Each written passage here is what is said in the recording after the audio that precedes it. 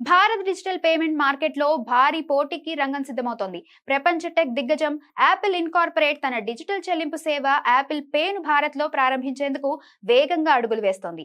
సమాచారం ప్రకారం company ICICI bank, HDFC, axis bank వంటి ప్రముఖ బ్యాంకులతో చర్చలు జరుపుతోంది. అలాగే అంతర్జాతీయ పేమెంట్ నెట్వర్క్లైన మాస్టర్ కార్డ్, వీసా కార్డ్తో కూడా భాగస్వామ్యం దిశగా చర్చలు కొనసాగుతున్నట్లు తెలుస్తోంది. భారత్లో ఇప్పటికే యూనిఫైడ్ ఇంటర్ఫేస్ పేమెంట్ ఆధారంగా డిజిటల్ చెల్లింపులు వేగంగా పెరుగుతున్న నేపథ్యంలో యాపిల్ పే కూడా యూపీఐ సపోర్ట్ తో రావచ్చని అంచనా. ప్రస్తుతం Google pay, phone pay, Paytm వంటి యాప్స్ మార్కెట్ ను ఆధిపత్యం చేస్తుండగా యాపిల్ ప్రవేశం పోటీని మరింత ఆసక్తికరంగా మార్చనుంది. ఒక్క ట్యాప్ తో సెక్యూర్ పేమెంట్స్ చేయగల అవకాశం వినియోగదారులకు లభించనుంది.